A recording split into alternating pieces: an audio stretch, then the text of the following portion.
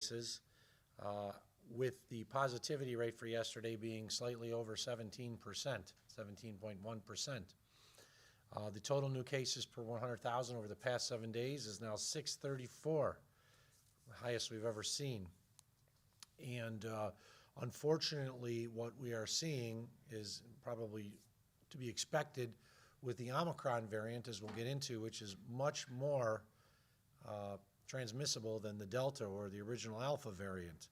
In fact, on December 27th, yesterday, for the 43% of the rapid Abbott ID Now tests that were run at our Erie County Department of Health testing clinic came back positive. That is a very, very high one for the rapid tests. Those usually come back at a lower rate, certainly not 43%. But for those that went and got tested in total yesterday, or I should say reports that were received in the last 24 hours, this probably includes some leftovers from just around the holiday. Unfortunately, 1,368 new cases were reported yesterday, and it's our new high once again. The regional weekly cases, they've all been growing. We have seen, unfortunately, increases across the board in New York State. The daily positivity rates for Western New York counties were as high as 20.2% yesterday. In Genesee, we just talked about Erie at 17. You see the average, 7-day average of testing for the case rate as well as the cases per 100,000. Erie counties has grown because of what we're seeing with Omicron. We're kind of right in the middle. The low is Orleans. Congratulations, Orleans County. You have seen a significant drop. Good for you. But we're all in the high 8s, 9s, 10s, 11 being the highest. Wyoming County for a 7-day positivity rate, and then cases per 100,000. Not surprising, Erie and Niagara are some of the highest just because they have the densest population. But thankfully, we've seen a drop for some of the other rural communities. That's a good thing. We're not certain if Omicron is in every community. We do know it is in Western New York and Erie County. We'll go into that in greater detail. But the rates are very high. Yesterday's case rates were high across the board for most of the counties in Western New York and what is considered the Finger Lakes region, even though we consider them Western New York, like Orleans, Genesee, and Wyoming. And unfortunately, Omicron is here, and we do expect the case rates to be very high over the next few weeks. But that is not the only thing that we're looking at, as we'll go into. The case data. There were 5,108 cases through Saturday. That is an increase of 47% compared to the previous week. Remember, we had a number of weeks in which we saw appreciable drops. Now we've gone back up, and it's a 7-day case rate and the positivity rate are increasing. 20 to 39-year-olds are driving this surge. This age group accounted for 46% of all reported cases this prior week. Though 30 to 39-year-old age group had the highest 7-day case rate per 100,000 persons, 1,070 per 100,000. So basically 1 out of every 100 individuals between the age of 30 to 39 last week in Erie County tested positive for a new COVID-19 case. It's not good. The weekly positivity for the week ending December 25th on Saturday was 10.4%, up from 8.1% from the previous week. None of these are good numbers. It's kind of in line with what we're seeing across the state and what we're seeing across the country now that the Omicron variant is definitively here. Cases per zip code for week ending December 25th, there's some ridiculous numbers here. The worst as an average rate per 100,000 of residents, it was the city of Buffalo 14203 zip code, more than 1,421.5 cases were registered per 100,000. 1,253 cases approximately for the 14202 zip code. If you know 202, 203, they're right next to each other. Basically 1 out of every 100 people that live in that those zip codes tested positive in the last week.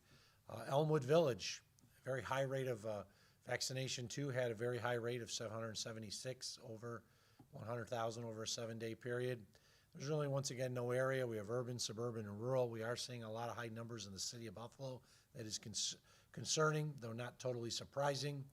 due to the fact that the city of Buffalo has the densest population, the most people living in the smallest area, so to speak. So with Omicron and the spread rate and transmission rate, not totally surprising that the urban areas would be seeing some very high rates, and they are, as are the suburban areas, Lancaster, Orchard Park, Amherst. The rural areas, there's some areas that are higher in the rural areas like West Falls, but it's across the board, urban, suburban, and rural. We've seen that time and time again. The good news, and this is very good news, is the hospitalization numbers continue to decline, have had significant declines in the past 2 weeks.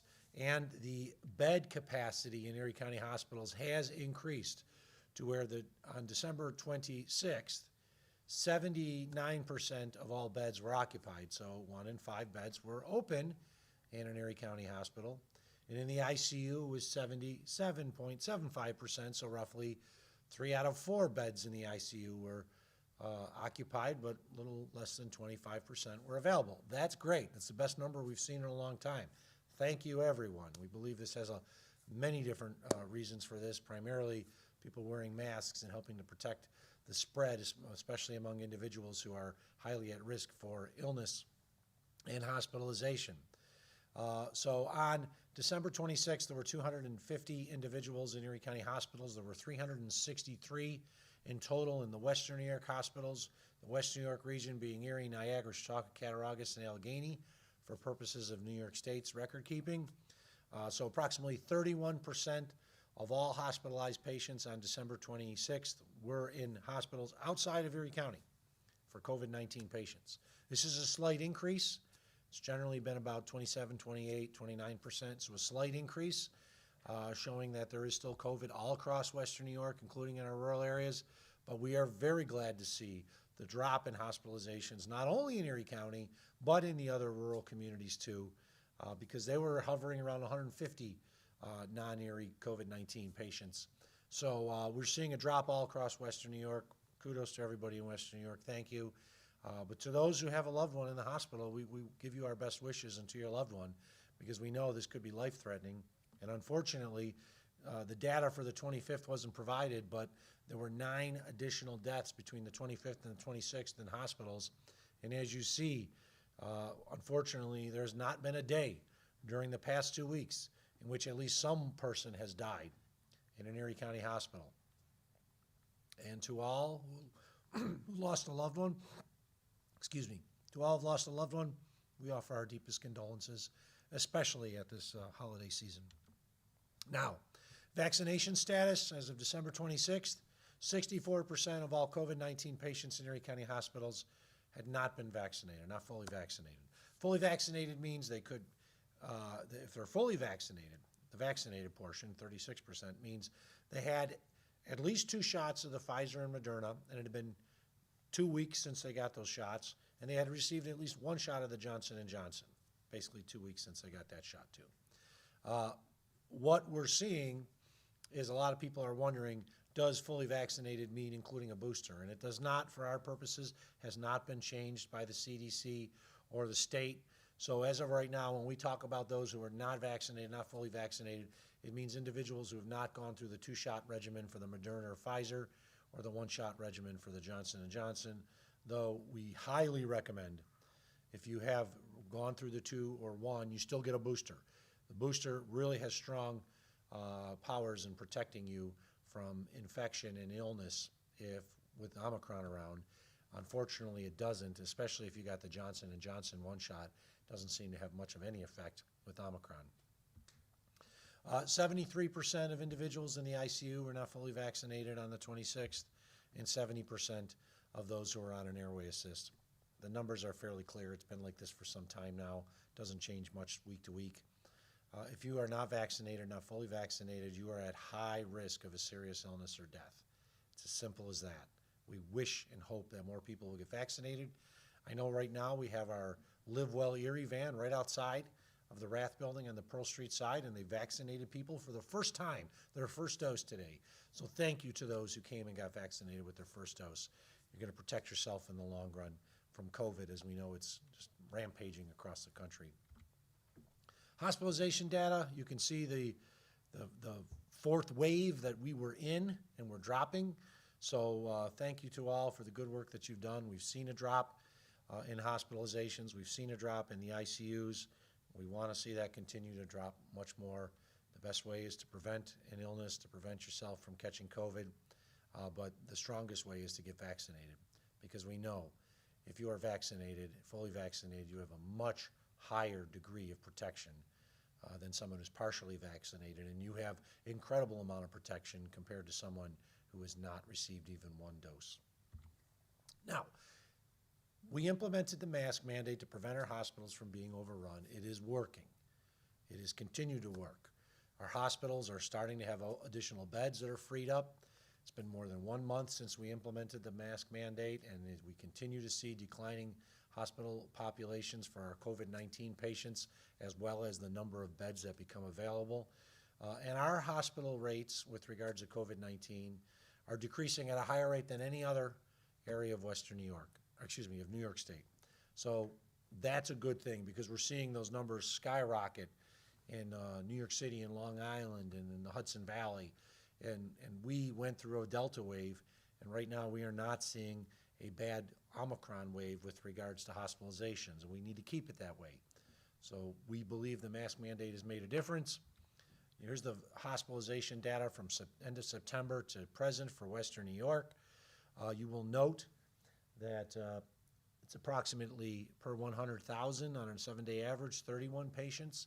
And you see the nice little decline there for Western New York. We'll just go one area over, Finger Lakes region. They seem to have at least plateaued, so good for them. We want to see our friends just to the east of us plateau, maybe even seeing a little decline. But they still have more people per 100,000 population in their hospitals. They actually have more people to begin with in their hospitals for COVID-19 than we have. And they basically have, on an average, 10 more patients per 100,000 count in the Finger Lakes, which includes the Rochester region, as we do here. So they're at 41, we're at 31 per 100,000 over a 7-day average. So I'm glad to see our friends to the east are seeing a decline, but their decline is certainly not at the rate that we're seeing in Western New York. And I hope they continue to see a decline and that ours continues to decline as well. Vaccination update. There are people who are receiving their first dose for the first time in the last week.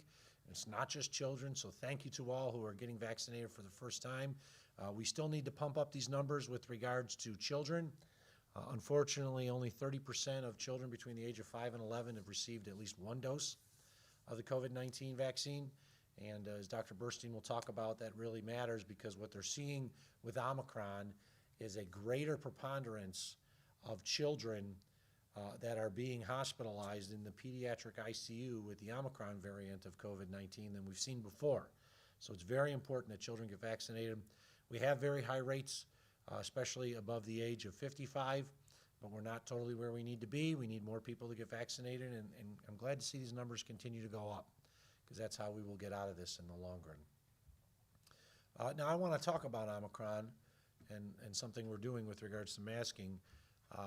But why do we really know that Omicron has taken hold here is, while it was announced last week, the sample that the University of Buffalo Genetic Sequencing Institute determined Omicron was here was a sample that was swabbed between December 7th and December 10th. So in effect, Omicron's been in Western New York and in Erie County for 3 weeks. So when people say, how do we know that Omicron's taking an effect to see these big spikes when we just found out that Omicron was here a few days ago? Well, it was announced that Omicron was here just a few days ago, but the samples that were used that determined Omicron were from earlier this month. December 7th to December 10th is when they were taken. And it takes approximately 1 week from the beginning of the sequencing process to the end of it for the University of Buffalo to determine whether it's Omicron, whether it's Delta or not. And it takes a number of days for the sample to be tested, to be determined positive, to then be transferred over to the University of Buffalo. So what I want people to understand is Omicron didn't just come here last week. It's been here since at least December 10th, December 7th, 8th, 9th, probably. And more likely even before then, but we finally got positive testing and results of it last week from samples that were taken basically 2.5 weeks before. So I want people to understand that the big spikes we're seeing are probably being driven by Omicron, and one of the reasons why is on the chart that you see here, the orange color is Delta. The purple color is Omicron. And you see over the last 4 weeks the continual growth in the New York, New Jersey, Puerto Rico, Virgin Islands region, which is primarily New York and New Jersey tests. It's being dominated by Omicron, such that regionally, they believe that 88% of the new cases are Omicron. Nationwide, a little less than 60%. We're probably around that 60% right now because we're not like New York City, but we know that most of the new cases, the majority of the new cases that people are catching in this region are Omicron. It is 2 to 3 times more transmissible than Delta and earlier variants. So it is much more transmissible. As Dr. Burstein said, it's basically more transmissible than the measles, which is one of the most transmissible virus diseases she's ever seen. So we want people to understand it's here, it's being spread from person to person, and the best way to protect yourself is to wear a high-quality mask. And that's why the Erie County Department of Health, starting this week, will be distributing 400,000 KN95 masks through various sites across our region. Our Social and Senior Services Department will be distributing to parties that they deal with. Our libraries, and I want to thank the library system, including the library board, have agreed to distribute masks at all libraries across Erie County, and when they'll be coming in, we'll be distributing testing kits as well.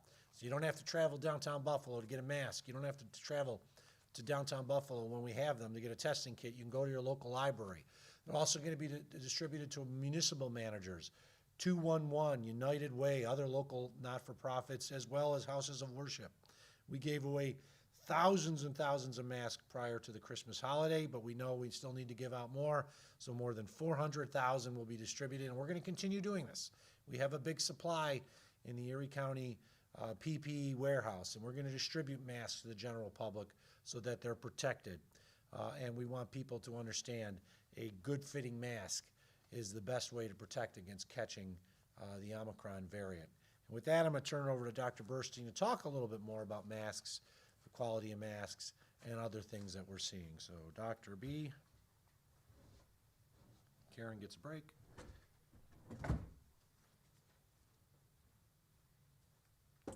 Thank you. I'm going to remove my, very comfortable KN95 mask.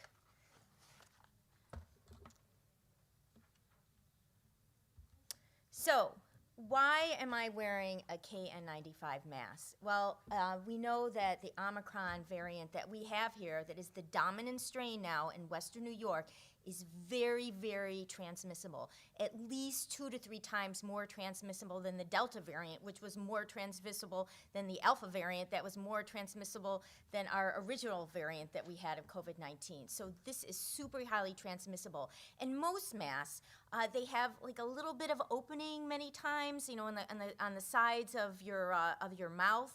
There's may not be a really tight fit. And now with the Omicron, just like a few viral particles can get in there and infect you. So we have to wear a really super well-fitting mask that doesn't have any of these potential defects on the side of our mouth or anywhere where a virus can intrude around our mask. So, and there are some situations where we really need a well-fitting mask that is comfortable, that we can wear for a long time, because either we can put ourselves at risk or we can put somebody that we care for at risk. Like if you're going out traveling, say on some type of public transportation, like on a plane, in the airport, on a bus, on a train, even ride sharing, it's really important to wear a mask because you don't know what the other people in that vehicle are harboring. Also, if you're taking care of somebody who is sick with COVID-19, that is a definite high-risk situation, and you have to wear the best mask possible. Also, if you work in a job where you interact with a lot of different people, especially those individuals, you don't know their vaccine status, you don't know if they're wearing masks, you know, outside your facility, that is, you don't know what their risk is. You really want to protect yourself and wear a well-fitting mask, and one that's a very high grade.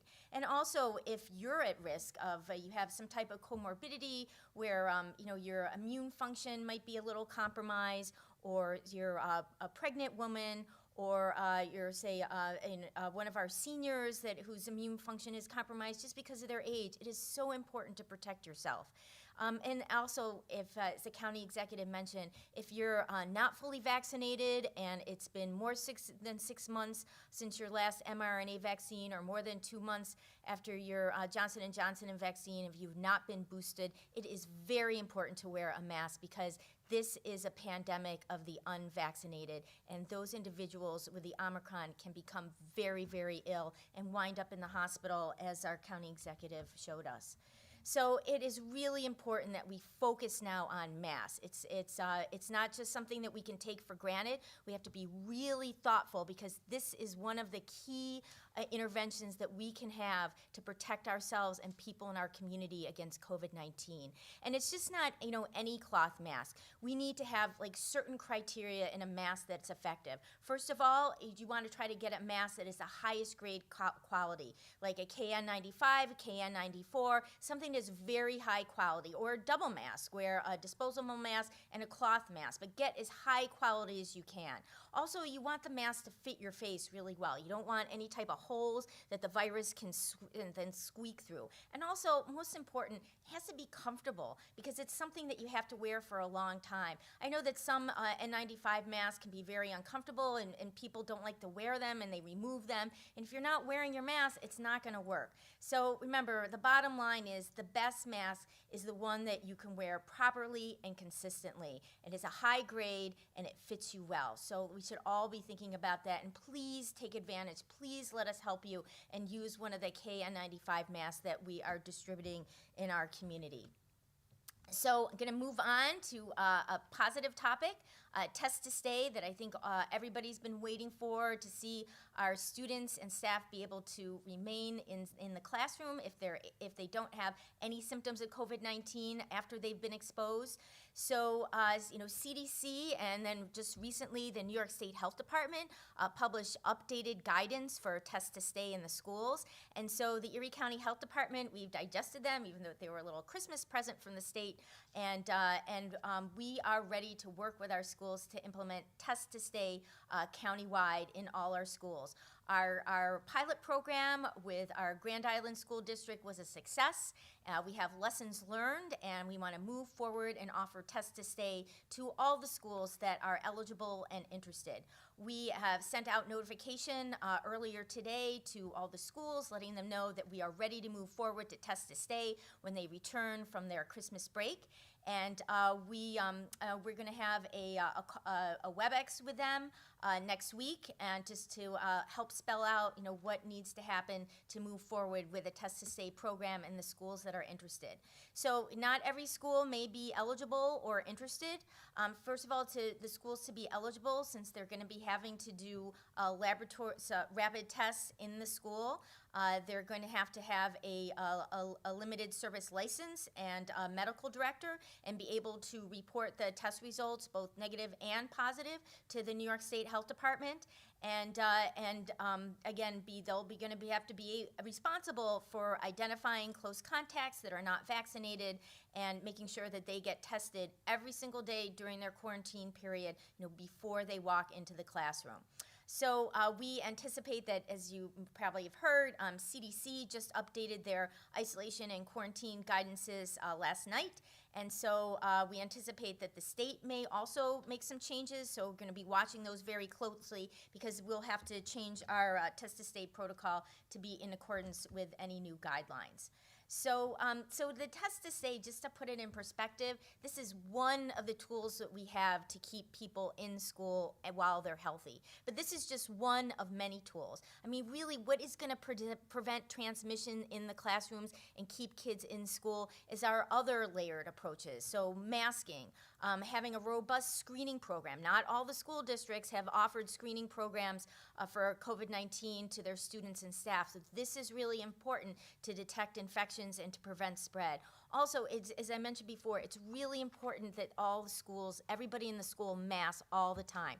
The New York State Department of Health issued updated guidance for schools about masking, and there is no mask breaks allowed.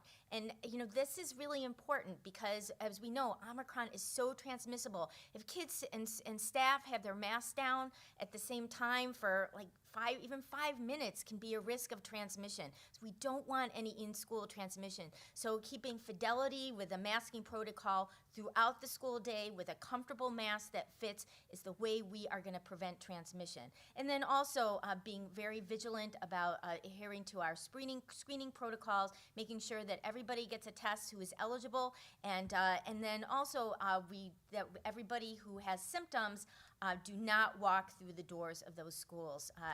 The schools really need to be vigilant about screening everybody that walks in the door. Make sure that there's nobody with symptoms of COVID-19, like just even a runny nose or a mild cough or a sore throat. Those are all symptoms of Omicron, not just the common cold. So it's really important that schools are vigilant, not let anybody in with those symptoms. And it's really important for parents and staff also to acknowledge the risk of people with those symptoms and not let them into school. So we are also, an important strategy for us at the Erie County Health Department is making sure that everybody has access to full vaccination. As we mentioned earlier, this is, especially with the Omicron, is a pandemic of the unvaccinated. Those are the people that are winding up with COVID-19 infection in the hospital and unfortunately even dying. So we really need to make sure that since Omicron is so transmissible, that we make sure that everybody is fully vaccinated and boosted. So when you do become ill, and many people will become ill as a result of the Omicron, even though they may take all the preventive measures possible, they still have to get fully vaccinated so they won't become ill. So we are rotating throughout Erie County with sites to offer any type of vaccine for anybody 5 and up, first, second, third booster doses. On Mondays, we're going to be in Amherst at the Adult Day Services. Tuesday, we're going to be in the city of Buffalo at the Delavan Grider Community Center. Wednesday at Chestnut Ridge Park in Orchard Park. Thursday at the Alma Meadows Park, and Fridays at the Orchard Park Fire Company. Our hours of operation of our vaccine clinics are weekdays between 11 a.m. and 7 p.m. Please make an appointment by either calling 716-858-2929, or you can go on our website at erie.gov/vax, V-A-X, and see all the clinics we have available and make an appointment. We are updating our vaccine calendar, and we will have a January schedule posted in just a couple days in a much easier format to see, because we are going to be offering multiple clinics every single day, and we want it easy for everybody to see. We do take in walk-ins and welcome them. It's the best time to walk in is at the end of our clinic after 5 o'clock, because it's usually not as busy and you won't have to wait. So we also have fixed sites for our vaccinations in the North City and the South towns. So every day, Monday through Friday, we're going to be at ECC South. So check on our website or call our hotline for the hours of operation. Also, we are partnering with Buffalo Home Care, and they are offering vaccines for the Erie County Health Department at their 490 Delaware office in the city of Buffalo, and then also at their 5847 Transit Road office in East Amherst. Weekdays between 9 a.m. and 8 p.m., and weekends between 9 and 5. And again, on your way home, you're running errands, going shopping, give yourself a gift of potentially of life and get a vaccine. So if you don't want to leave the comfort of your own home and get a vaccine, we can come to you. So you can just give us a call at 716-858-2929. We will give your information to Buffalo Home Care, and they will send out a nurse or a pharmacist to come to your house at a time that is convenient for you to give you or anybody in your household a COVID-19 vaccine. You want other options, you can go to the government's vaccine.gov website to see other options for COVID-19 vaccination in our community. Many pediatricians and adult medicine and even some specialists with UBMD physicians' offices are offering the COVID-19 vaccine. And then we are, when school resumes, we are going to be working with all our school districts, including the Buffalo Public Schools, to offer vaccine clinics at the schools where people will feel safe, hopefully, to come and get vaccinated. So, it's really important to know your status of COVID-19 so that you can, if you are positive, you can isolate yourself and not transmit infections to the people that you care for. So it starts with getting a test. Even if you've been vaccinated, and we are seeing a lot of people that have been fully vaccinated and boosted who are infected with COVID-19. Fortunately, they usually are not very ill. However, they can get infected, and vaccinated people do transmit infection to other people if they are infected with COVID-19. So if you are an Erie County resident and you want to get a state-of-the-art, gold standard PCR test, just give us a call at 716-858-2929.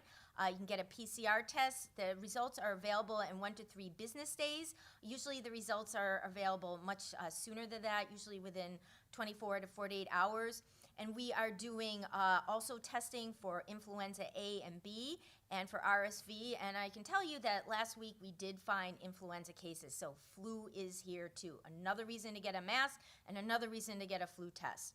We also, this week, are offering our rapid test, our point-of-care tests for people in the community that we usually reserve just for K through 12 students and staff, but since they're on holiday, we are offering those rapid tests. Again, they're molecular diagnostics, state-of-the-art, to anybody in the community that calls. So again, give us a call at 716-858-2929. And remember, all our positive specimens we send to UB, and then they sequence them, so it gives us better information of the variants that we have circulating in our communities so we can act accordingly.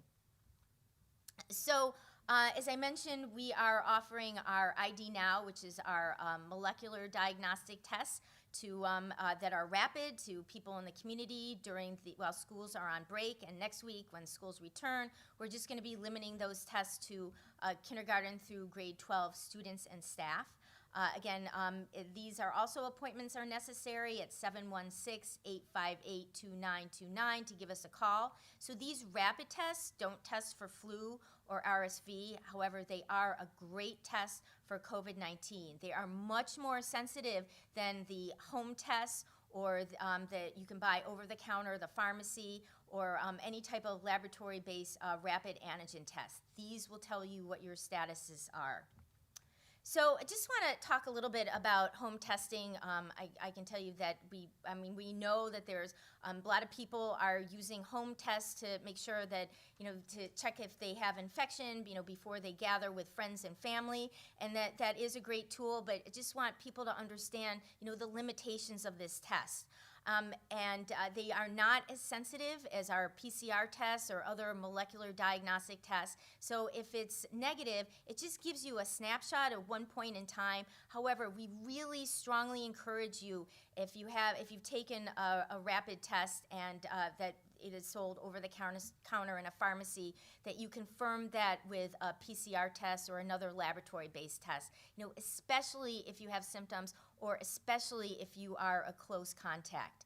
I actually, Christmas Eve, a friend of mine who is a physician gave me a call because this person tested positive for COVID-19. And what happened was the family gathered together for their Christmas holiday. The rule was everybody needed a PCR before they walked in the door for dinner. However, one of the members of the party, they got a PCR, but their test result wasn't back before dinner. So to get a get-out-of-jail card, let the person in, they did a rapid test. The rapid test was negative.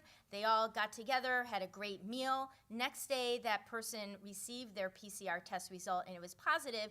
And now there are several people from that dinner party who are infected with COVID-19. So again, the rapid test may not tell the whole story, and it's a great tool to use. It's a great screening tool, but especially if you're asymptomatic, it may miss infection. So it's really important to follow up with a PCR test. However, we know that people are testing positive with these tests. They do detect COVID-19. So if you are positive, at the health department, we won't know your test results unless you contact us by either calling 716-858-2929 or before tomorrow morning, we're going to have an online form that you'll be able to report your positive result. However, like we've been at this for almost 2 years. I think everybody knows that if you test positive for COVID-19, it means you have COVID-19. So it means you have to isolate, stay away from everybody, including people in your household, regardless if you've been vaccinated, and take care of yourself. But it's really important that you isolate and don't go near anybody because you can make other people sick, even if you don't have any symptoms.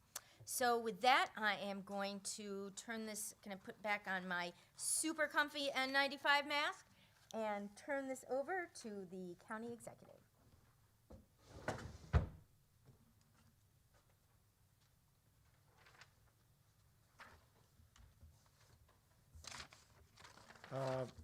With regards to at-home COVID-19 tests, we know that the state and the governors announced that they were sending millions of supplies across New York State. The vast majority of them initially are being received by the schools through BOCES locally. Erie County has not received our allotment yet of the at-home antigen tests to distribute to the general public. Most counties in New York State have not because they're going to the school districts first, so the school districts are prepared to handle it after the Christmas break. We are expecting to receive our at-home allotment from those that we ordered individually, Erie County, as well as the ones we're getting from the state by the end of this week, and then we will be distributing them through various sources early next week. But if you call to get a rapid antigen test from us for free, we don't have them yet. The supply we ordered hasn't come, and the supply from New York State hasn't come yet. They're going to the schools first, which in some ways makes sense because we want to ensure that the students can actually stay in school through the Test to Stay program. Just remember, an at-home positive test is a positive. You have to isolate. An at-home negative test, as the doctor noted, is a snapshot in time. It may not detect a virus if you are asymptomatic. If you're symptomatic, it pretty much picks it up, but it doesn't pick up every single individual who's not showing symptoms. And you should consider a lab-based PCR test that we offer and many other places offer to truly confirm whether you are negative. Happy New Year to all. We know that the New Year's Eve holiday is a big holiday for many, and they like to gather together. This might not be the year to gather together for New Year's Eve. You might just want to be quiet at home with the family because the Omicron variant is here. It is 2 to 3 times more transmissible than Delta, which of course was much more transmissible than Alpha. And we are very concerned about what we will see as a Christmas spike and a New Year's spike. So we do wish everyone a very happy and healthy New Year. And the best way to ensure a healthy New Year is to wear a mask when you're out in public and to get fully vaccinated, including a booster, to ensure that you are protected from COVID-19. We've had too many individuals die in the last few weeks. We did not have a death mortality report today for the prior week. Because of the Christmas holiday, there is a delay in receiving data. We hope to have that tomorrow. But we do know that a number of individuals died in our community during the last week, including on Christmas, on Christmas Eve, some of them who are under the age of 50. And we just offer our deepest condolences to all who've lost a loved one. And I just don't want to report these. I'd prefer not to, but we do report them so the public understands that COVID-19 is still taking people in our community. This is not the flu. The flu very rarely takes anyone under the age of 70, nevertheless people in their 30s and 40s. So be safe, wear a mask, get fully vaccinated and boosted, and I hope everyone does have a very happy and healthy new year. And let's all hope that 2022 is a lot better than 2021 and 20. With that, I'll open it up to questions from the media, and we will start with Maki Becker from the Buffalo News. Thank you.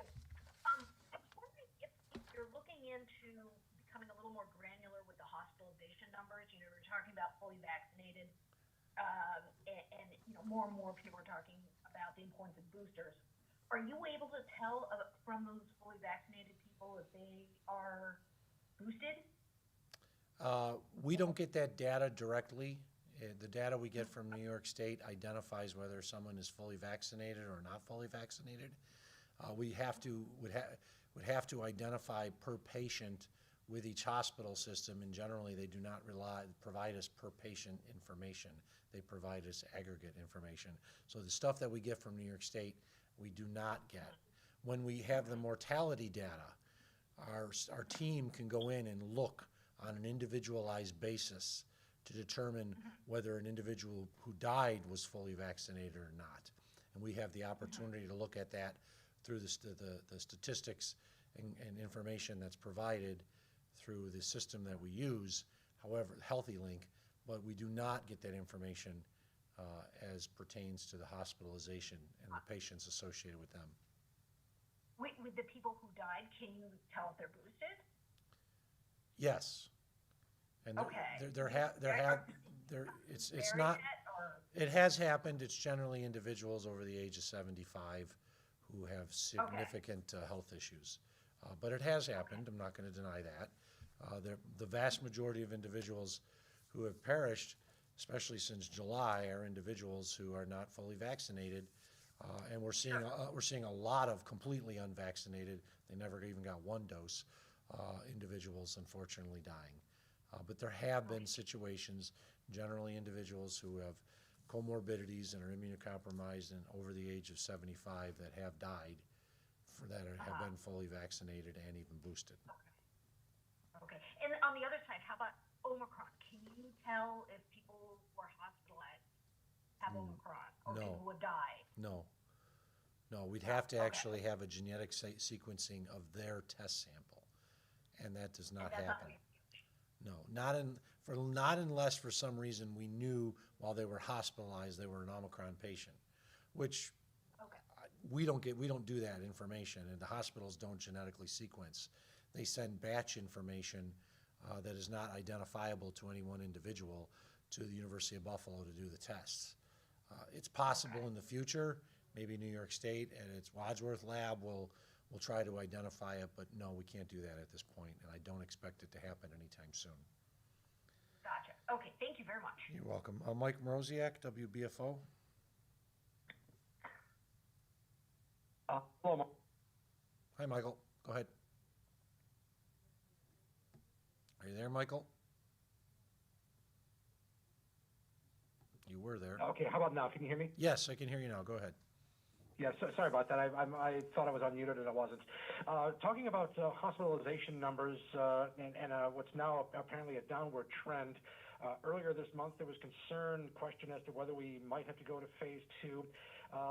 Is there a point where you may look at the numbers again and decide, or are you comfortable with us keeping us in phase 1 for the time being? We're comfortable in staying in phase 1 with the continued decline of hospitalizations and more beds opening up. If we saw in the future a rapid increase in hospitalizations to the point where we were worse than we were, so we had like 5% of beds available, then we'd be concerned. But we are seeing this positive note with regards to individuals who are being hospitalized for COVID-19, and overall beds are opening up.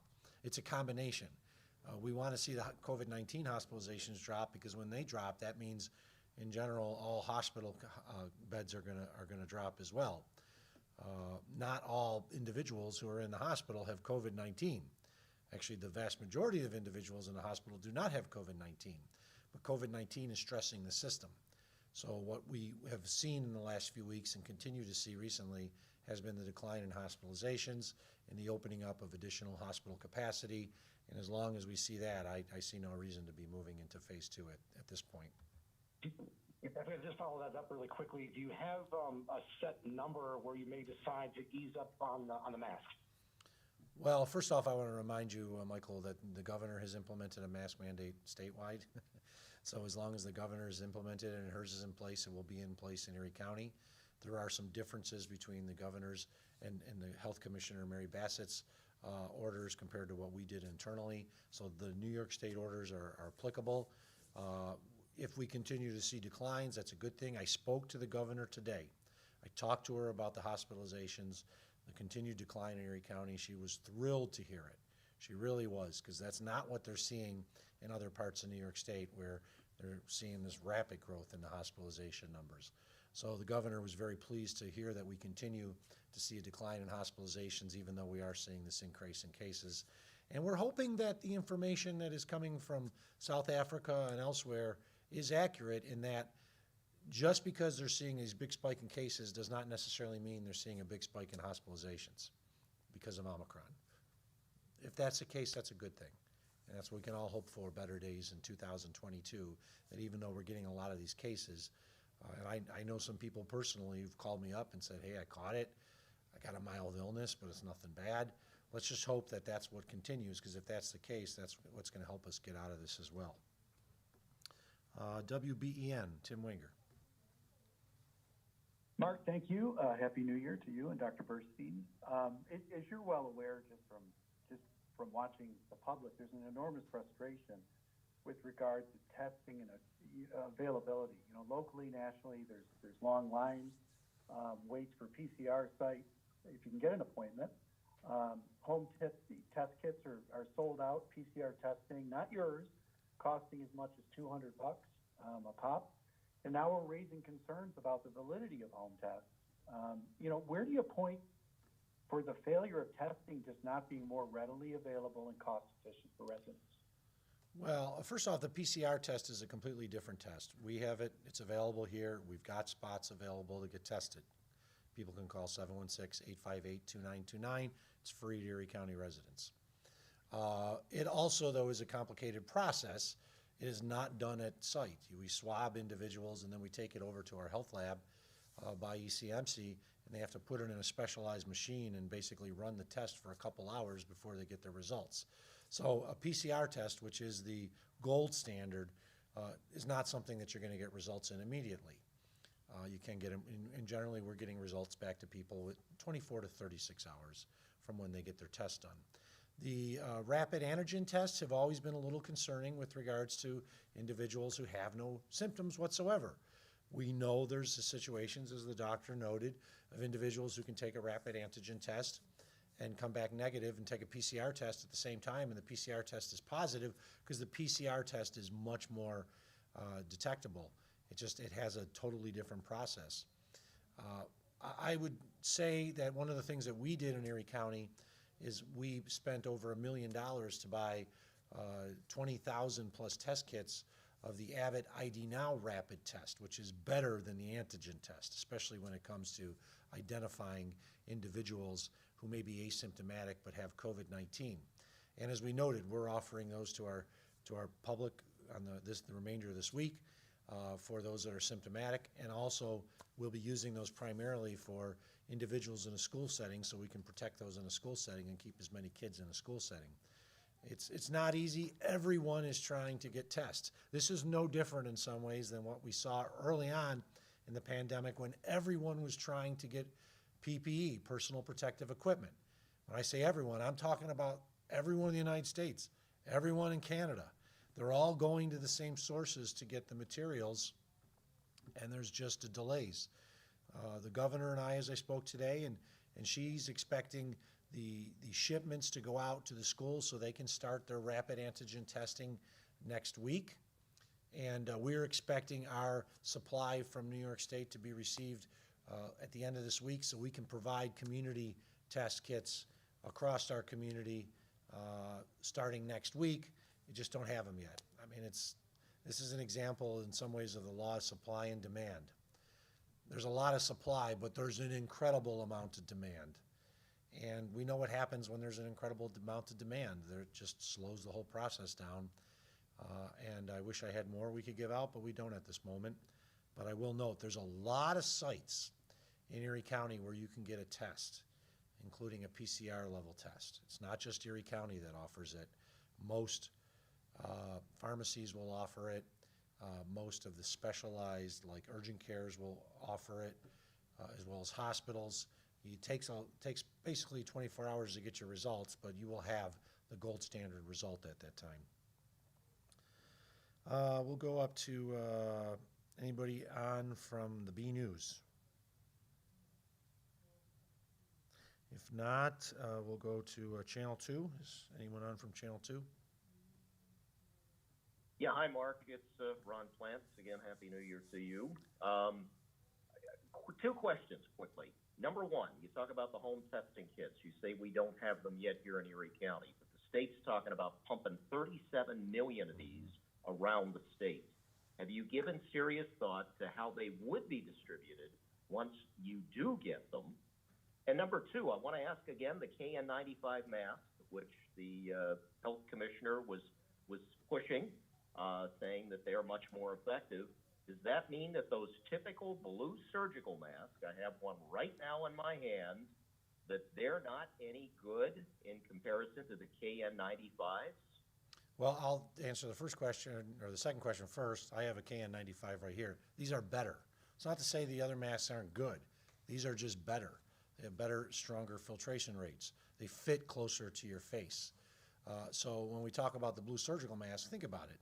You go in a hospital, they're wearing blue surgical masks too, so they wouldn't be, the hospital employees, the staff wouldn't be wearing them unless they were good. If you're in a setting where it's COVID, then you have a fit-tested N95 mask. A KN95 mask will be good in most other situations. A procedural mask, I wear procedural masks too. They're good in many situations, but these are better.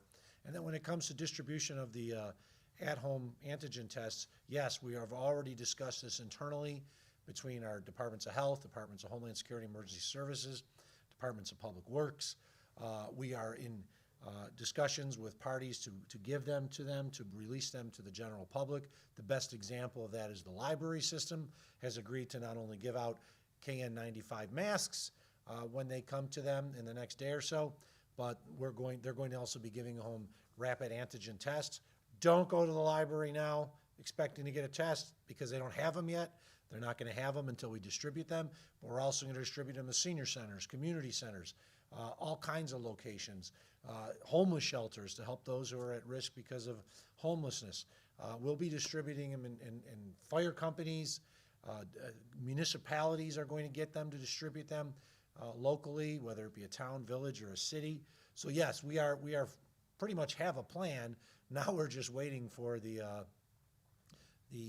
at-home test kits to arrive so we can distribute them through all these sources. But we didn't want to announce, here's where you go get an at-home test kit until they actually have the test kits to distribute, because we didn't want a mad rush of individuals going to all these locations until such time as they actually had the test kits.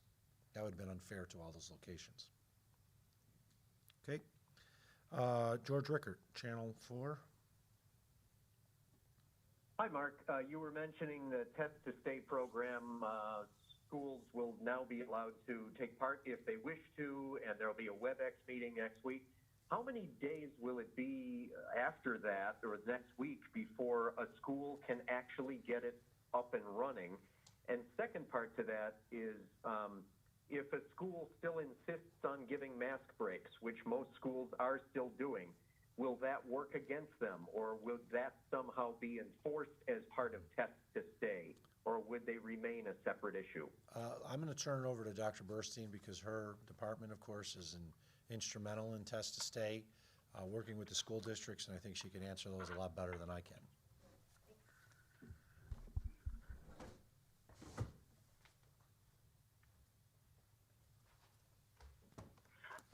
Thank you. Good afternoon.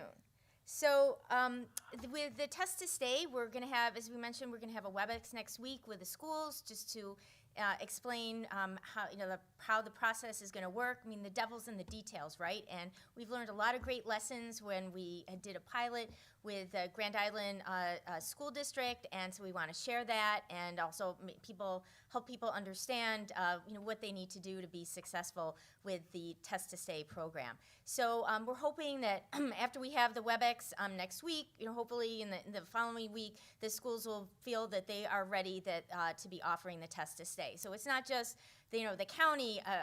We're not the only barrier to starting Test to Stay. Also, the schools have to get their ducks in a row.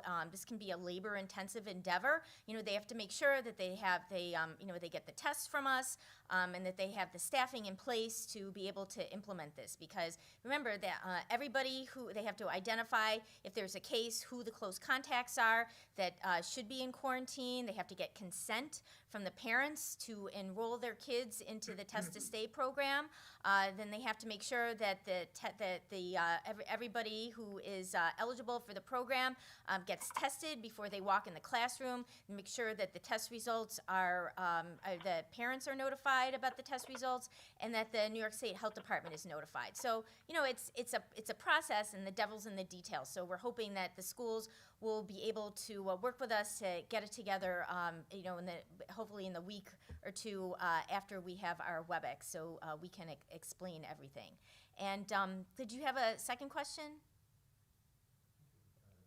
Oh, okay. All right, great. Thanks. We're looking forward to this.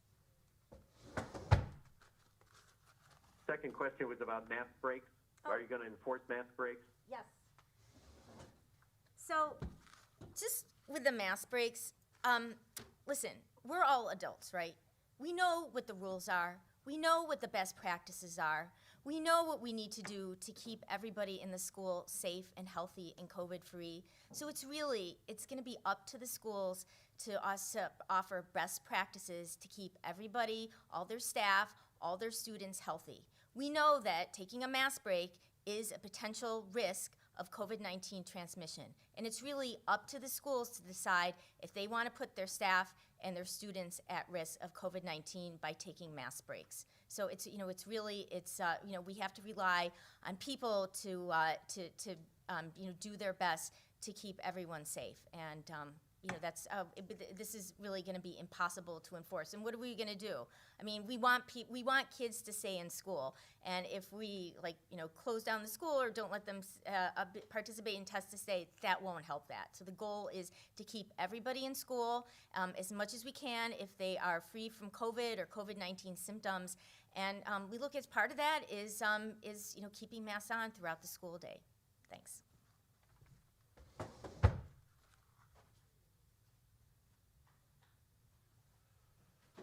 Hannah Bueller, Channel 7. Hello. Today, the Erie County Comptroller released a report claiming that the Health Commissioner's collection of COVID overtime, he says, is illegal. He cites two different things on that. One is an CSEA contract, which states anyone with a medical degree is not supposed to be collecting overtime. And another thing he says is the New York Public Health Law, stating her income is fixed by the legislature, thus not able for any additional revenue. So I'm just looking for a response on this and why Dr. Burstein is the only health director or commissioner in the state who has collected overtime during this pandemic. In less than 84 hours, the people of Erie County will actually have a comptroller who focuses on the fiscal responsibility and provides facts to the public instead of his continual misinformation and lies. First off, regarding CSEA contract, Dr. Burstein is not a CSEA employee. Those are union employees. She's a managerial confidential employee who is not salaried, because there's only salaried employees in Erie County are the elected officials. Every single non-elected official is entitled to overtime. It's been like that for a long time. It was actually set by a Republican county executive to do that. And secondly, this has been cleared over and over that every employee that worked COVID-19 duty since the beginning of the pandemic was entitled to overtime, except for the elected officials, because we don't get anything other than a set salary. The salaries are not set by the legislature. There is a base salary, but they can earn more based on overtime amounts. It's like that for every employee. The sheriff's office actually has the highest amount of overtime compared to any department or office in Erie County. The comptroller never criticizes it. The undersheriff will qualify for overtime. All of the chiefs and so forth will qualify for overtime, and if they do the work, they're entitled to it. It's gotten so bad. Let me just say this. It's gotten so bad, the comptroller filed a claim with the U.S. Department of Treasury's Office of Inspector General, and he's attacking our health commissioner and no one else. Well, you know what? The U.S. Department of Treasury Office of Inspector General came back and said, it's okay. Overtime qualifies. In less than 5 days, the people of Erie County will have a new comptroller, and one who has not publicly come out and already said he's been hired as a paid political operative by the former chief of staff to Chris Collins. That was announced at the end of November. Is the comptroller getting paid a salary right now to be a paid political operative while working for the people of Erie County? Seriously, you can't trust a damn thing he said. As the former comptroller, I know some of the civil servants that are downstairs that have been there since Elfrida Slominski, the gold standard, who I'll remind the people of Erie County is a Republican, a conservative Republican, and did not endorse the comptroller when he ran for re-election, nor did she endorse him for his race for supervisor. The civil service employees are waiting for a day in which they actually have a comptroller who's going to report on facts. I'm sick of his lies. I'm sick of his misleading things. You're going to hear from him for a long time because he's going to be out there as the voice of Republican political candidates across the board. Every one of his attacks since the end of November should be looked at with a grain of salt because he's being hired as a paid political operative by the former chief of staff to Chris Collins, who's attacked people locally on political campaigns here. It's false, it's a lie, it's BS, it doesn't pass the smell test, and you guys keep on reporting it. This is not a two sides issue. It's a lie. He has nothing to stand on except self-aggrandizement when you report the stuff that he does as if it's the facts. It's not. He announces audits. You never hear from the audit again because he gets the BS associated with an announcement of an audit, and he never does the audit. As the former comptroller, I'm saddened to what happened to that office. But I know there's good people downstairs who are looking forward to January 1st, and when they actually have an individual in the office of comptroller who's going to run it with dignity and respect and focus on the facts and the financial issues associated with Erie County. Not someone who proudly announced, after running for 2 offices in a row that he lost, that he got hired as a paid political operative. Folks, open up your eyes, see what's going on down there.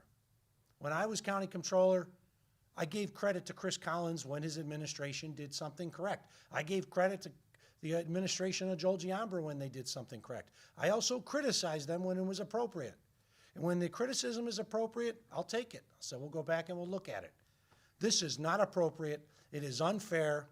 Hell, it's probably even anti-Semitic knowing him because he's not criticizing anyone else. He's just criticizing our Jewish health commissioner.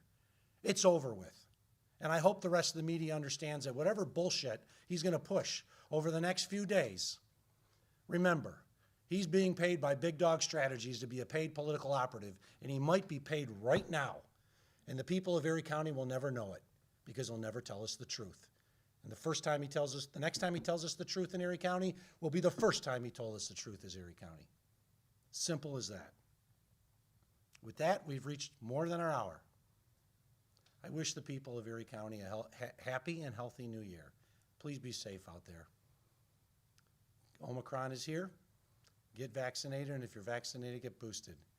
And to all, let's all hope that 2022 will be a much better year than the last year.